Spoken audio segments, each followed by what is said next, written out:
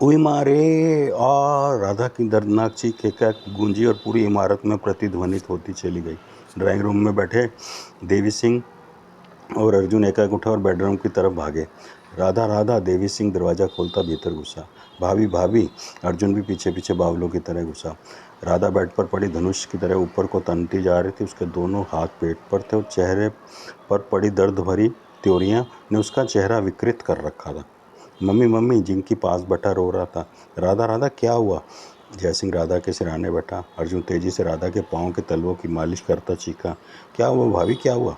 मम्मा, मेरे पेट में कुछ हलचल सी कर राधा उसी पल बोलने की कोशिश करती करती चीख उठी। देवी सिंह उसी पल एक हथेली से राधा की नाभि के आसपास हाथ से मालिश करने लगा। तब देखे देवी सिंह को राधा के पेट के भीतर कुछ फड़फड़ाहट सी महसूस हुई तो उसकी आंखें शून्य में फटती चली गई। उसने पुनः उसी जगह पर हाथ फेरा। अर्जुन अर्जुन, मुझे राजा के पेट में भीतर कुछ चुभन महसूस हुई है। हाँ, देख तो जरा, देख तो। वही माँ, आओ। तभी राधा का शरीर उठ झटके से ऊपर उठा और बिस्तर पर उछलने पटकने लगा, गिरने लगा। Doctor doctor. अर्जुन उसी पर राधा के पास पहुंचा और फिर उसका हाथ भी राधा की नाभि के पास टटोलने लगा। फड़फड़ फड़, उसे भी भीतर से कुछ फड़फड़ महसूस हुई। साफ लगा कि पेट के भीतर कुछ है जिसकी चुभन बाहर से भी महसूस हो रही है। उसकी आंखें शून्य में फटी। किसी अनिष्ट की आशंका से उसका चेहरा सफ़ेद होता गया। देवी सिंह उसी पर टेलीफोन डायरी से किसी डॉक्टर का नंबर ढूंढता टेलीफोन करने लगा। धप धप, राधा की चीखों से पूरी इमारत में जाग हो गई और तमाम अड़ोसी पड़ोसी देवी सिंह के फ्लैट की सीढ़ियाँ चढ़ने लगे। कोई है, बचाओ। उई माँ, मेरा पेट। राधा की चीखें दरो दीवार हिलाने लगी, आसमान कांपने लगी।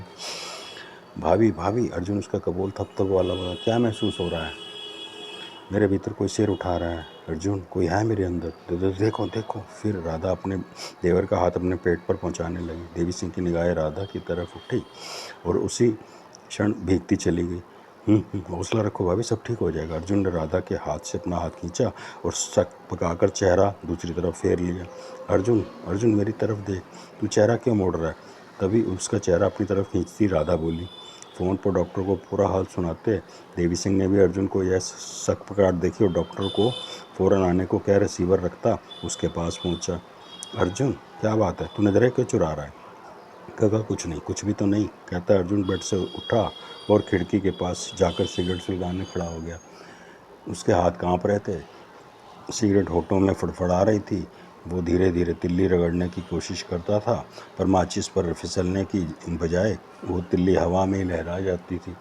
देवी सिंह उसके पीछे पहुंचा और संजीदगी से बोला, तू कुछ कहना चाहता है पर कह नहीं रहा, कह नहीं पा रहा। ना ना ना, नहीं तो ऐसी तो कोई बात ही नहीं है। अर्जुन नागपाल का स्वर धीमा था।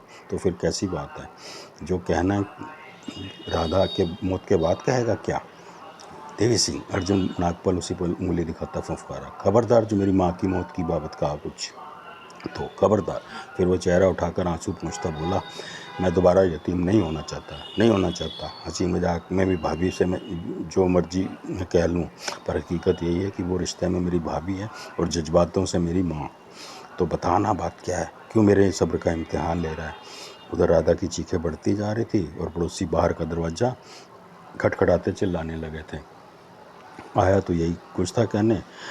उसकी तरफ पीट किया अर्जुन बोला, पर यह उम्मीद नहीं थी कि मेरी आशंका भाभी के पेट में सिर उठाने लगेगी। व्हाट? देवी सिंह की आंखें सिड़की सिकुड़ी। उससे अर्जुन के शब्दों का कुछ अभिप्राय समझ आया। हाँ देवी सिंह, हाँ। सिर हिलाता अर्जुन बोला, मुझे इस बात पर यकीन नहीं था कि गिंगो जैसा जीव बहुतायत में है। अगर गिंगो बहुतायत में होता तो अभी तक दुनिया से छिपा ना रहा होता। तो तू कहना क्या चाहता है? बीच में गिंगो कहाँ से आ गया? गिंगो आया नहीं देवी सिंह, आ चुका है तेरे और मेरे बीच नहीं बल्कि तेरे और राधा के बीच, उसकी कोख में।